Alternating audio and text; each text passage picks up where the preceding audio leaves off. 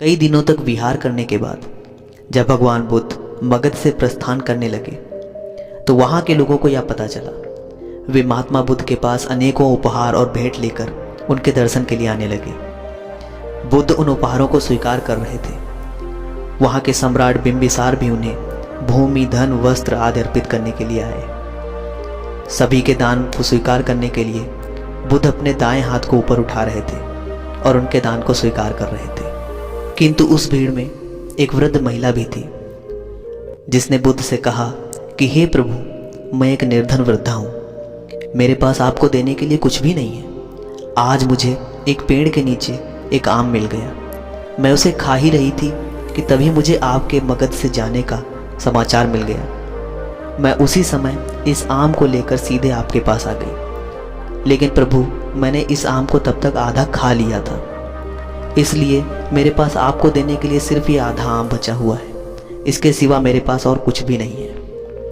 हे प्रभु, मैं आपको यह आधा आम अर्पित करना चाहती हूँ।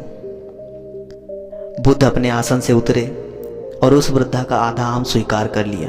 सम्राट बिंबिसार वहां पर खड़े होकर यह सब देख रहे थे।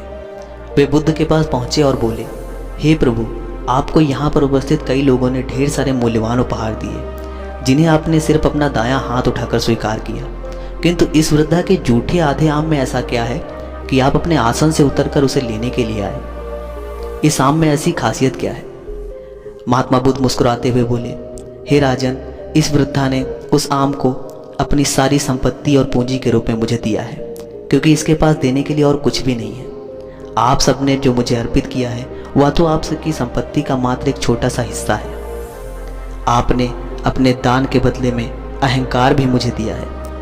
आपको इस बात का अहंकार है कि आपने मुझे इतना अधिक दान दिया है, किंतु इस वृद्धा के मन में सिर्फ प्रेम भाव और मुझे देने के लिए एक छोटा सा आम का टुकड़ा था। आप सबने मुझे दान तो दिया है, किंतु आपने अपने अभिमान को त्याग नहीं किया है। इसीलिए दान देते वक्त आप सभी को अपना अभिमान त्याग देना चाहिए।